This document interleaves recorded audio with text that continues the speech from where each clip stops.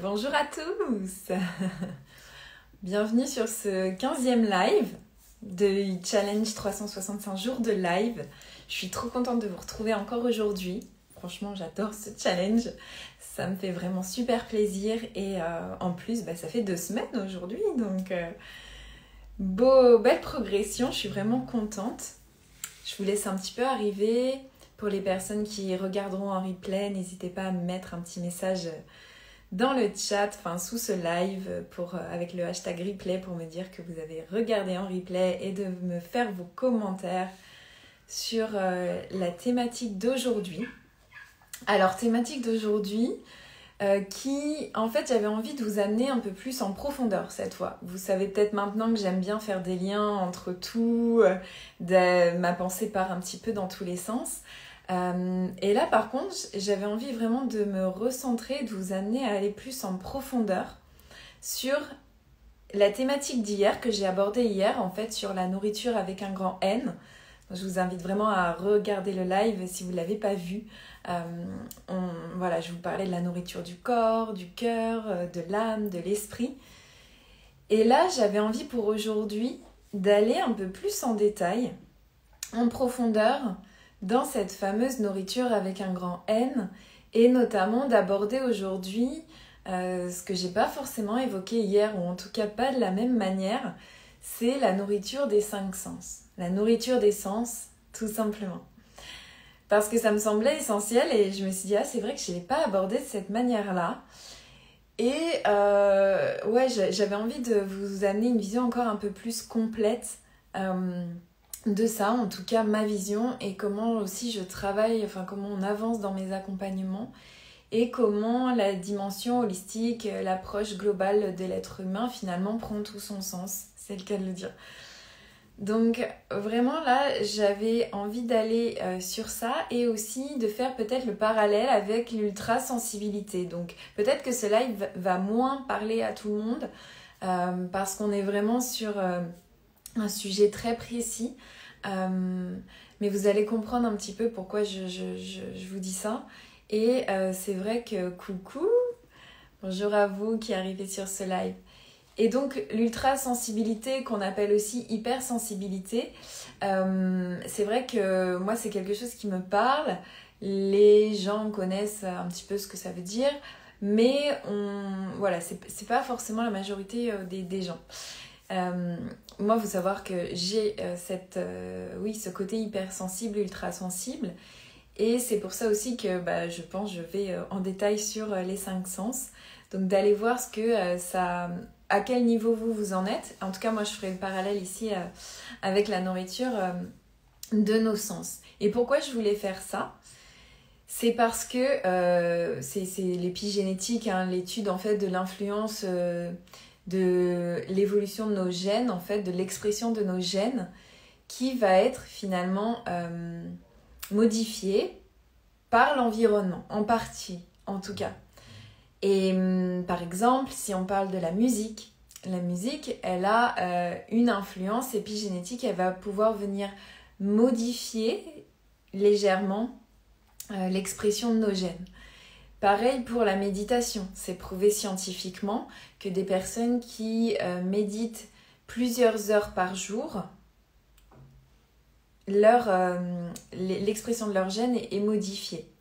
Donc c'est super intéressant et c'est là où je voulais vous amener, c'est que dans la lignée du live d'hier, de mettre de la conscience sur qu'est-ce que je donne à mon corps, comment je me nourris, comment je nourris mon mental, comment je nourris ma spiritualité. C'est dans cette dynamique que je voulais vous amener aussi avec la nourriture des 5 sens parce qu'elle est directement liée aussi à l'épigénétique, à l'expression de nos gènes et donc à notre évolution. Et c'est ça qui est super intéressant. Donc les 5 sens, j'imagine que vous les avez. Et du coup, si on commence par la vue, je trouvais intéressant d'aller vous mettre de la conscience où vous vous situez dans comment je me nourris visuellement en fait. Tout simplement, comment est mon environnement de vie, comment je décore mon appartement, ma maison, mon lieu de vie. Qu'est-ce que je vois tous les jours finalement que je ne vois plus parce que j'en ai l'habitude, mais qui au final, peut-être inconsciemment, je sais pas, un bout de papier peint arraché ou un objet qu'on n'aime pas forcément mais qu'on garde parce que c'est un cadeau, une couleur qui est pas folle, mais voilà, la vue peut-être de notre fenêtre. Moi je sais typiquement que dans mon bureau, donc je vous parlais d'ultrasensibilité, j'ai ce côté ultrasensible, en face il y a un bâtiment qui est blanc et c'est vrai que quand il y a du soleil ça réverbère énormément et moi ça m'éblouit et c'est quelque chose que du coup j'ai du mal à supporter. Et donc forcément ça va influencer mon humeur, mon état, mon envie de rester aussi dans le bureau justement, dans la pièce où je travaille. Voilà, tout ça d'avoir un petit peu cette conscience. Pareil au niveau de la lumière, quand est-ce que je baisse un petit peu ou je mets des lumières un peu plus tamisées le soir, comment je déroule ma soirée avant d'aller me coucher, parce qu'il y a souvent des problématiques de sommeil. Il y a les écrans qui n'aident pas et c'est vrai que souvent aussi l'éclairage va jouer. Voilà, donc ça peut être plein de choses comme ça. Je ne vais pas toutes vous les énumérer parce que ça prendrait trop de temps. Mais vraiment, mettez de la conscience sur votre environnement visuel et voyez où vous vous situez. Peut-être que ça vous gêne absolument pas et c'est ok. Mais peut-être que c'est peut-être ça qui inconsciemment, je sais pas, vous rentrez, non ça va pas, ou c'est pas aligné, c'est pas top. Pareil pour ce que vous regardez évidemment, la nourriture, au niveau des médias, au niveau de la télé, les films d'horreur par exemple, les films sanglants, les informations aussi qui imposent des images finalement. Hier encore par exemple, je voyais les cétacés échoués sur les plages. Mais en fait on ne contrôle pas ce que montre le média finalement. Et il montrait un cétacé plein de sang, tout ça. C'est pas forcément ce que j'avais envie de voir sur le moment. Sauf que c'est imposé.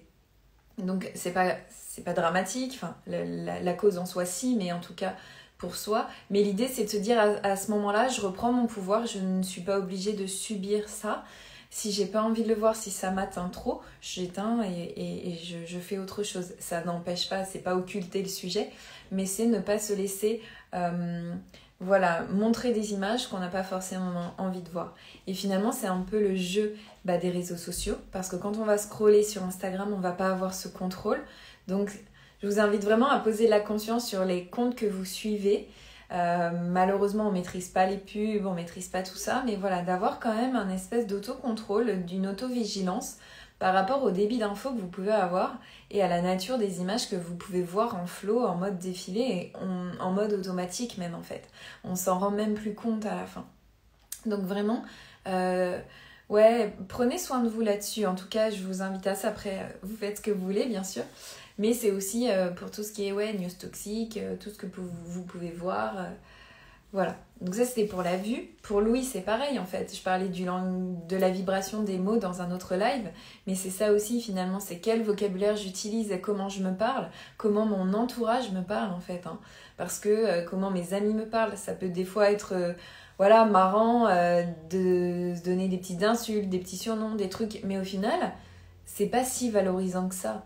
Et quand on met vraiment de la conscience, c'est attends, j'ai vraiment envie de continuer sur ce mode-là ou voyez à quel point ça vous atteint. Et pareil pour la musique, pareil pour les bruits environnants. Donc des fois, on n'a pas toujours le choix. C'est sûr que moi, typiquement, je vis dans un appartement qui est hyper sonore. Effectivement, pour pouvoir préserver mon besoin de calme, etc., c'est pas du jour au lendemain que je vais pouvoir transformer les choses. Donc voilà, j'y pense, mais c'est vrai que ça prend du temps. Et déménager, ça se fait pas du jour au lendemain.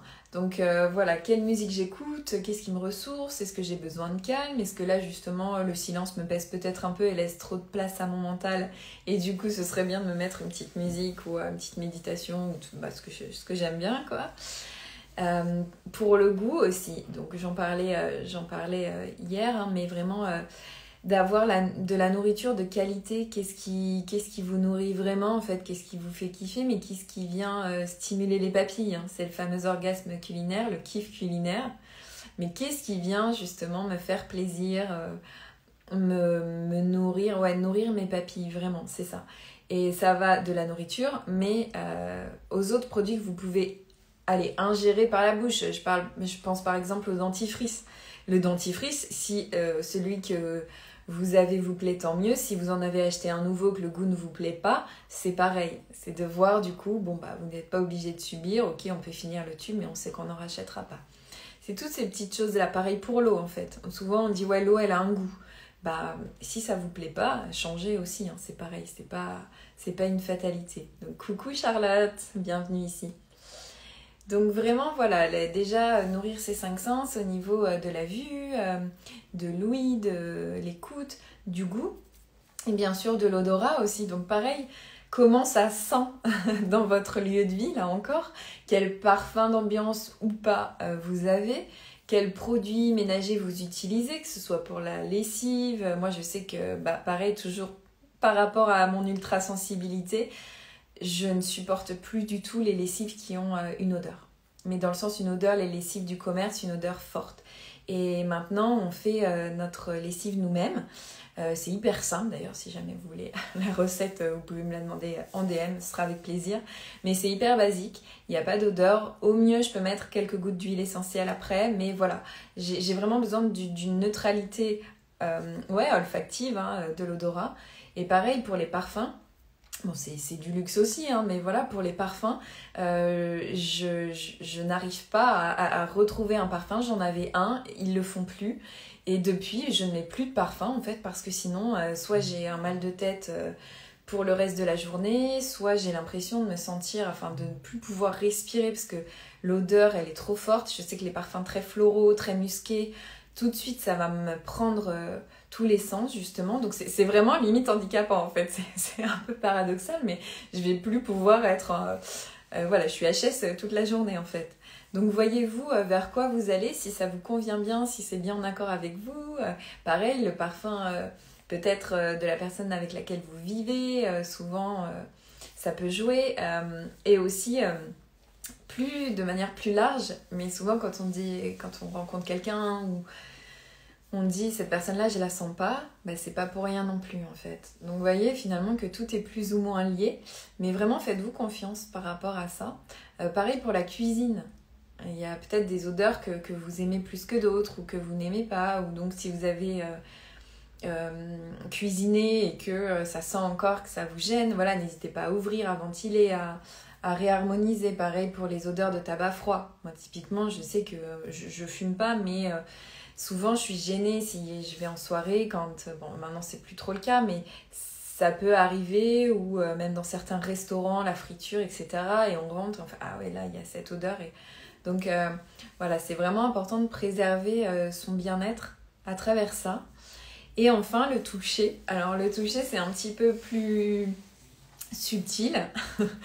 Mais vraiment de voir comment vous nourrissez et prenez soin de votre toucher et en gros de votre surface corporelle finalement, parce que c'est ça qui détermine le toucher.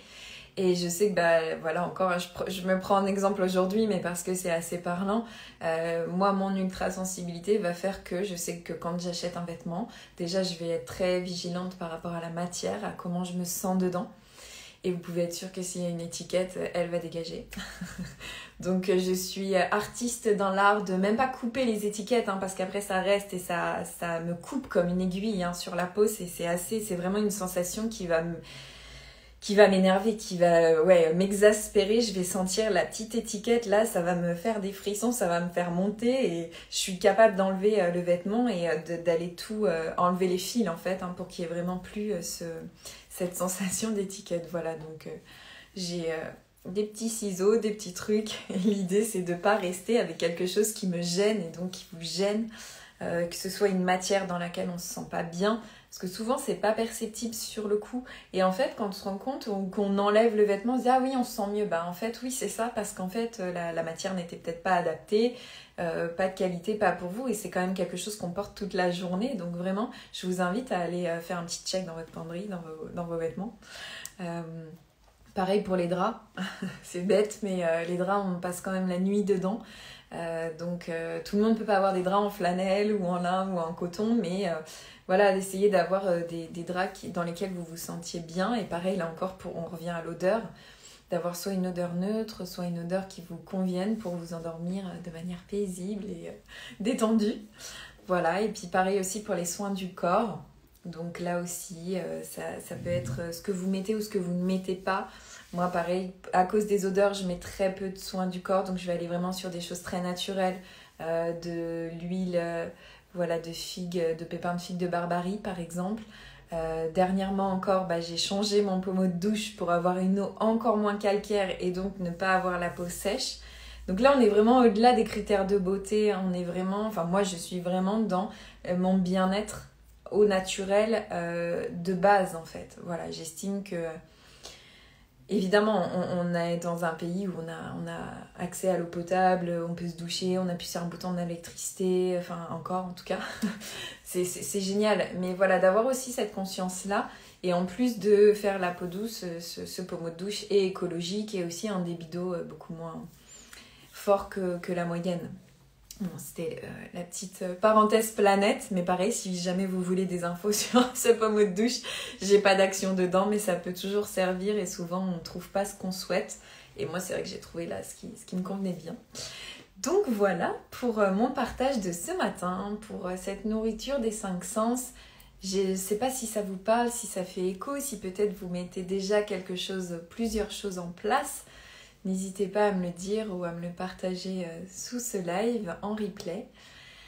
Je vous rappelle aussi, ce que je voulais vous dire, c'est que vraiment là, mes offres vont évoluer dans ce sens. C'est pour ça aussi que les tarifs de 2022 sont valables encore que quelques jours. Donc si jamais vous voulez bénéficier d'un accompagnement avec moi, c'est maintenant, au tarif de 2022. Après, ce seront des offres encore plus en profondeur, transformationnelles. Je vous prépare des choses assez sympas.